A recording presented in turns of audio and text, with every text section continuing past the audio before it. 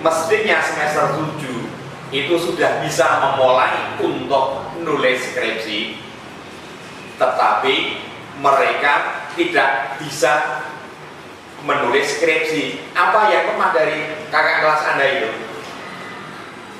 Wis dikai teori dari sekian mata kuliah kok menulis skripsi raiso. Berarti dia lemah dalam penginderaan. Dikai teori agak banget, ternyata dia tidak mampu mengindera, sehingga tidak akan mampu menemukan masalah. Lah sing arep ditulis apa? Mau ora ngerti. Saya mau tulis apa ya Pak ya? Loh, jadi tas semester itu kok pinter murah umum toh Mas? Itu saya sering menghadapi mahasiswa yang mau bimbingan skripsi sering sekali tidak mampu menemukan masalah. Sing arep ditulis apa? Bingung. Kenapa? Ya karena penginderanya yang lemah. Dia nggak mampu menangkap ketika mengikuti kuliah dari sekian mata kuliah yang pernah dia ikuti. Coba kita bahas satu persatu. Penginderaan itu apa? Penginderaan merupakan langkah awal yang penting dalam mengenali objek masalah. Jadi mengindera itu penting. Termasuk kalau nanti Anda ingin jadi pengusaha, itu yang penting penginderaan. Kalau Anda bertanya ke saya, Pak, luar itu janjinya pengen jadi pengusaha, ini ngajeng jual barang atau jasa apa Pak? Tak jawab sederhana kalau mahasiswa tanya seperti itu. Sampai datang ke kampus numpak apa Mbak? Nah, sepeda motor Pak. Oh. Rumahmu ngendi? Nogiri Pak. Oh Pak. Dari kampus ke Wonogiri berapa kilo Mbak? 30 kilo Pak. Nah, gampang. Jadi ketika Anda keluar dari kampus sampai dengan Wonogiri, kowe ngoleongi wong karo meneng. Nanti kan jumlah usaha kan banyak sekali, ngarep kuwi ono tambal ban, ono jualan dan lain sebagainya. Pasti nanti sampai Wonogiri kalau hanya 50 jenis usaha akan Anda temukan. Kok Anda masih bertanya terus mau usaha di bidang apa? Kalau pertanyaan seperti itu berarti penginderaan Anda lemah. Padahal mulai dari kampus sampai dengan Wonogiri, jumlah usaha yang Anda temukan tidak hanya puluhan, mungkin ratusan. Tinggal Anda pilih mana yang paling cocok. Contoh sederhana saja. Biasanya orang yang terlatih memiliki penginderaan yang lebih tajam. Jadi orang yang sudah berbisnis lama itu biasanya penginderanya juga jauh lebih tajam daripada mereka yang baru berbisnis. Orang yang sering melakukan penelitian jauh lebih tajam daripada mereka yang tidak pernah atau mungkin baru latihan. Bagi mahasiswa biasanya lemah karena tidak pernah nulis, ngerti-ngerti semester itu penulis skripsi, nggak kelabakan. Sehingga peneliti perlu terlatih dalam mengindera objek supaya tidak keliru. Kemudian masalah. Nah ini kemarin sudah saya beri contoh pada tugas itu. Kalau Anda bisa menemukan masalah, masalah harus dirumuskan. Untuk mengetahui sesuatu itu menjadi masalah apabila objek itu mengandung pertanyaan. Apa, mengapa, bagaimana, nah itu berarti harus dirumuskan seperti itu. Sehingga kemarin ketika saya memberi contoh tugas itu, karena tugas ditulis dalam dua variabel, pengaruh bla bla bla terhadap bla bla bla, maka rumusan masalahnya diawali dengan question word bagaimana. Bagaimana pengaruh terhadap maka masalah di situ dirumuskan dengan diawali kata tanya bagaimana. Selanjutnya berikutnya hipotesa. Hipotesa itu artinya hipo itu di bawah, tesa itu kebenaran. Jadi masih di bawah kebenaran. Maka yang namanya hipotesa itu bisa benar, bisa juga salah. Kalau tulisan Anda seperti tugas yang saya berikan kemarin, hipotesanya itu gampang karena dua variabel variabel X sama variabel Y. Hipotesa itu hanya ada dua, hipotesis yang positif dan yang negatif. Yang positif itu artinya searah. Kalau variabel X naik, variabel Y naik, itu namanya hipotesis positif. Kalau negatif itu berarti ketika variabel X naik, variabel Y turun. Jadi hanya ada dua hipotesis, negatif dan positif. Jadi hipotesis merupakan dugaan sementara, jawaban sementara, bisa benar, bisa juga salah.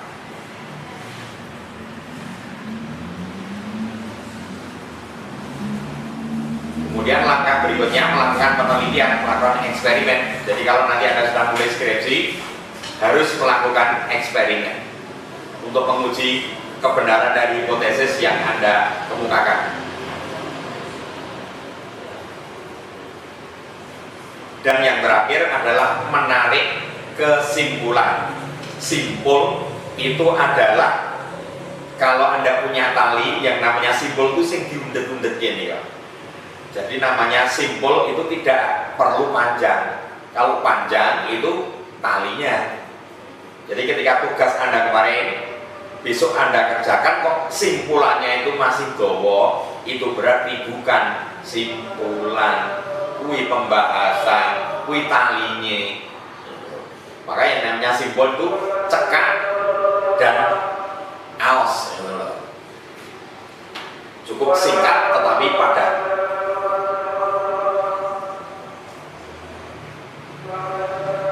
Baik. Kemudian selanjutnya yang perlu kita bahas, nanti materinya akan saya berikan saja. Yang perlu kita bahas adalah ini. Yang ke E, keunggulan ilmu alamiah. Mengapa Anda diberikan mata kuliah ilmu alamiah? Apa manfaatnya? Manfaatnya karena ilmu alamiah memiliki keunggulan. Apa keunggulannya? Ini saya tanyakan. Sebagaimana telah dijelaskan di muka bahwa ilmu alamiah memiliki kriteria tersendiri berupa sistematis, objektif, metodik, dan universal. Di mana hal ini secara tidak langsung akan menumbuhkan sikap ilmiah yang dapat bermanfaat bagi manusia, utamanya bagi mahasiswa. Keunggulan yang pertama, keunggulan ilmu alamiah yang bermanfaat bagi manusia, di antaranya yang pertama, diharapkan nanti mahasiswa ini mencintai kebenaran yang objektif. Kebenaran yang objektif, karena ilmu pengetahuan itu harus objektif. Benar itu benar secara objektif, bukan secara subjektif. Bukan menurut A, menurut B, menurut C, tetapi menurut semuanya. Jadi kebenaran yang objektif dan bersikap adil, sehingga akan membawa pada hidup yang tenang dan bahagia. Keunggulan yang kedua, jika ada penemuan baru yang lebih benar, nah, ini harus Anda akui nanti, jika ada penemuan baru yang lebih benar, maka ilmu yang lama tidak berguna lagi. Seperti teorinya Ptolemeus, teori geosentris tadi. Kemudian karena ada penemuan yang baru yang dianggap pusat dari tata surya bukan bumi tetapi matahari, maka ilmu yang lama menjadi tidak berlaku lagi. Pengetahuan itu tidak mutlak dan bersifat relatif. Mungkin benar saat ini, dengan perjalanan waktu sekian tahun yang akan datang bisa jadi salah. Tidak ada yang mutlak, tidak ada yang benar-benar mutlak, karena kebenaran itu hanya milik Allah. Berikutnya, dengan ilmu pengetahuan, orang tidak lagi percaya pada takhayul dan mitos. Awas nih mahasiswa, kalau nanti Anda sudah memilih pengetahuan yang luas, jangan lagi percaya pada hal-hal yang takhayul dan mitos. Mari bisa kita jelaskan apa itu mitos. Karena semua yang ada di alam ini terjadi melalui proses hukum alam atas izin Allah. Jadi tidak lagi percaya pada hal-hal yang bersifat takhayul dan mitos. Selanjutnya, ilmu pengetahuan akan membimbing kita untuk tidak berpikir melalui prasangka, tetapi berpikir secara objektif, terbuka, dan sistematis. Suka menerima pendapat orang lain dalam setiap keputusan.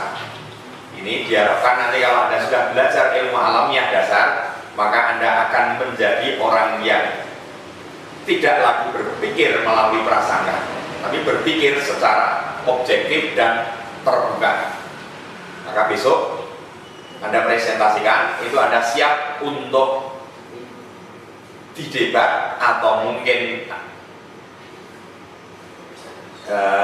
diberi pandangan yang berbeda dari kawan Anda. Terbuka. Baik, itu saja yang bisa saya sampaikan. Kemarin di WA saya diberi banyak yang bertanya kepada saya, karena pas mengakhiri perkuliahan yang kedua itu saya berikan sebuah pertanyaan tentang 3 kaleng soft drink itu, 10 atau 60. Nah, kemarin pertanyaan saya kan ini. Sekarang pertanyaannya, mengapa ketiga kaleng soft drink tersebut memiliki harga yang berbeda, padahal diproduksi dari pabrik yang sama, diantar dengan truk yang sama, dan bahkan mereka memiliki rasa yang sama? Pertanyaan saya kan ini. Inilah jawabannya. Mari kita renungkan bersama nanti. Jawabannya adalah lingkungan Anda mencerminkan harga Anda. Saya ulang, lingkungan Anda mencerminkan harga Anda. Saya ketika di kampus dan saya ketika di rumah saya, harganya berbeda. Ketika saya di kampus mungkin dianggap oleh mahasiswa, Pak Husein Arifnya pinter, padahal di rumah orang. Hingga ketika kita berada pada lingkungan yang tepat, maka harga kita akan menjadi lebih mahal. Lingkungan berbicara tentang relationship. Maka ini, apabila Anda berada di lingkungan yang bisa mengeluarkan terbaik dari diri Anda, maka Anda akan menjadi cemerlang. Jadi Anda berada pada lingkungan yang tepat, maka Anda akan berharga lebih tinggi, cemerlang. Tetapi ya, bila Anda berada di lingkungan yang mengkerdilkan Anda, maka Anda akan menjadi kerdil pula. Maka masuklah ke dalam lingkungan yang tepat. Di lingkungan yang menghargai ilmu, maka nanti harga kita akan menjadi lebih tinggi. Tetapi pada lingkungan yang sama sekali tidak menghargai ilmu, maka harga kita menjadi murah. Sehingga masuklah ke dalam lingkungan yang tepat. Lingkungan Anda adalah Anda. Jadi kesimpulannya adalah lingkungan. Orang yang sama, bakat yang sama, kemampuan yang sama, lingkungan yang berbeda, maka nilainya juga berbeda. Orangnya sama, bakatnya sama, kemampuannya sama, tetapi lingkungannya berbeda, maka nanti nilainya juga akan berbeda. Maka mari kita sama-sama masuk ke dalam lingkungan yang tepat, sehingga harga kita akan menjadi lebih mahal. Saya tambah dengan satu lagi, ayo.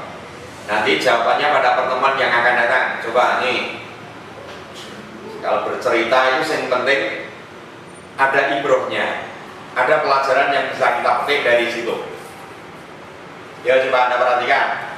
Nanti jawabannya pertemuan yang akan datang kalau ada jawabannya. Judul dari cerita saya adalah, tak carikan dulu. Judulnya adalah ini, mental pemenang ataukah mental korban. Jadi Anda nanti termasuk mental pemenang atau mental korban pecundang. Ceritanya seperti ini. Kecepatan lari seekor rusa mencapai 90 km per jam. Katanya rusanya juga tidak pernah ditempeli speedometer kan gitu. Sedang kecepatan singa cuma 58 km per jam. Berarti banter rusa ya. Yo, berdasarkan penelitian itu rusa itu kecepatannya 90, singa cuma 58. Berarti banter rusa. Tapi nyakopo kok singa bisa menerkam rusa? Nah, ini yang kita pelajari. Meskipun kecepatan lari kedua makhluk itu berbeda jauh, antara 58 sampai 90 kan sebenarnya jauh. Anehnya seringkali singa begitu gampang memburu rusa dan memangsanya. Telep kan begitu. Kenapa? Ayo sebelum saya lanjutkan ceritanya, kenapa singa begitu gampang memangsa rusa? Padahal kecepatannya jauh, kaca ini kena 30 km per jam. Kok bisa? Kenapa? Ya wis cetok kena kecepatannya 90 karo swidak lah. Kaca 30. Lah kok bisa termakan? Oke, coba kita lihat nanti pelajaran apa atau ibrohnya apa yang bisa kita dapatkan. Ketika mengetahui seekor singa mengintai dan memburu seekor rusa, memburunya, seekor rusa berlari dengan cepat untuk menyelamatkan diri. Instinktif, kejar sama singa pasti rusa akan lari. Namun dalam waktu yang bersamaan, mindset rusa, pikirannya rusa itu seperti ini. Yang pertama, rusa yakin betul bahwa singa akan memangsanya. Waduh, ini doyak singa, wes kena aku mati ya. Kena kita troy. Mindsetnya udah begitu. Kemudian yang kedua, rusa yakin betul bahwa dirinya lemah dibandingkan dengan singa. Padahal lemah atau tidak? Tidak. Kecepatan larinya kan lebih tinggi, tapi mentalnya sudah ngeper dulu. Dia yakin betul bahwa singa akan memangsanya. Dia yakin betul bahwa dirinya lemah dibandingkan dengan singa. Ya nanti banyak pelajarannya bisa Anda dapatkan di sini. Sehingga rusa merasa mustahil dirinya bisa lolos dari sergapan singa. Hal yang mustahil. Terus duya singa wis kena iki ya. Ada dua ketakutan dari rusa. Oke, Anda pelajari ini. Jadi jangan sampai terjadi pada diri Anda. Ada dua ketakutan dari rusa. Yang pertama, takut pada singa. Yang kedua, ketakutannya bahwa dirinya yang diyakini tidak akan lolos dari terkapan singa. Dia sudah yakin kalau dioyak singa, kuwi mesti akan dimakan. Padahal kalau dia tadi lari kencang, sesungguhnya tidak akan bisa diterkam. Dengan kata lain, yang bermasalah pada rusa itu adalah ininya, mentalnya. Maka saya pesan kepada mahasiswa, perbaiki mental Anda. Kalau mental Anda nanti mental pecundang, ya udah, dalam hal apapun akan kalah, karena sudah ngeper dulu. Jadi dengan kata lain, mentalnya sudah ngeper dulu, mental si rusa. Jangan nanti Anda memiliki mental seperti rusa. Ini yang membuat rusa senantiasa, coba kalau Anda lihat di geografi nasional itu, ketika rusa dikejar singa, rusa akan selalu melihat ke belakang saat berlari untuk memantau seberapa jauh jarak singa yang ada di belakangnya. Pertanyaan saya, mengapa kalau dikejar singa rusa selalu melihat ke belakang? Kenapa? Gak percaya diri. Ya, gampang. Karena rusa tidak punya kaca spion. Ya, kalau dia punya kaca spion rasa mulai ke belakang gitu. Dia selalu menoleh ke belakang karena tidak punya kaca spion. Nah, pantauan-pantauan tadi karena dia terlalu sering menoleh ke belakang itu mematikan. Pantauan mematikan ini berpengaruh secara negatif terhadap kecepatannya karena sering noleh-noleh. Jangan-jangan kalau dia fokus ke depan kecepatannya 90, tapi tak kala noleh-noleh maka kecepatannya menjadi berkurang. Sama mahasiswa, tak kala Anda fokus 4 tahun ke depan saya lulus, maka Anda bisa lulus. Tetapi ketika Anda terlalu banyak noleh-noleh, ya bisa jadi tidak lulus. Pantauan-pantauan inilah yang membuat lari rusa semakin lambat dan berakibat pada semakin mendekatnya singa, dan selanjutnya menyergap dan memangsanya lalu melahapnya. Habislah sudah rusa. Andai saja rusa tidak sering melihat ke belakang, niscaya kecepatannya akan stabil dan sudah pasti singa tidak dapat memangsanya. Betul? Kalau dia fokus ke depan terus lari, tidak akan bisa menyergapnya. Singa, ya singa, si rusa nggak tahu karena belum pernah kuliah. Coba si rusa kuliah ke IM tak kandani, kecepatanmu sangat puluh, penting ya. Singa, pokoknya fokus ke depan saja kan begitu. Tapi karena rusanya itu belum pernah kuliah di IM, ya akhirnya seperti ini. Maka kuliah di IM, tak kandani. Kalau saja rusa mengerti betul titik kekuatannya, yaitu pada kecepatan, niscaya dia akan selamat dari cengkeraman rusa. Maka kuasai apa yang menjadi kekuatan Anda. Rusa tadi nggak ngerti kekuatannya mestinya pada kecepatan berlari, tapi dia nggak ngerti, maka tak kuliah di IIM tadi. Konek kuliah dari itu kan dia. Nah ini, yo, saya kira sanggup pertanyaan, apa ibrahnya dari cerita saya tadi? Pelajaran yang bisa kita petik, yang pertama, yo, nanti bisa Anda mendapatkan pelajaran ini. Yang pertama, banyak sekali waktu yang sudah kita buang untuk melihat ke belakang, betul? Anda sering noleh-noleh, nggak fokus. Sehingga kita pun akhirnya dimangsa oleh kegagalan-kegagalan masa lalu kita. Noleh dilomai, jangan terlalu ada asik noleh ke belakang. Kalau ada terlalu asik noleh ke belakang, fokus ke depannya menjadi nggak ada tenaganya. Cukup mengingat saja, oh saya pernah gagal ini, sudah. Jangan terlalu sering diingat-ingat terus. Nanti milih lagu, misalnya lagu patah hati terus, Anda nggak pernah fokus ke depan gitu. Pelajaran yang kedua, seringkali ketakutan-ketakutan kita pada kegagalan membuat kita jatuh dalamnya. Kita takut gagal. Engkoge. Kalau Anda terlalu banyak engkoge, ya gagal benar. Karena otak kita dipenuhi dengan ketakutan. Pelajaran yang kedua. Pelajaran yang ketiga, ibrah yang ketiga, seringkali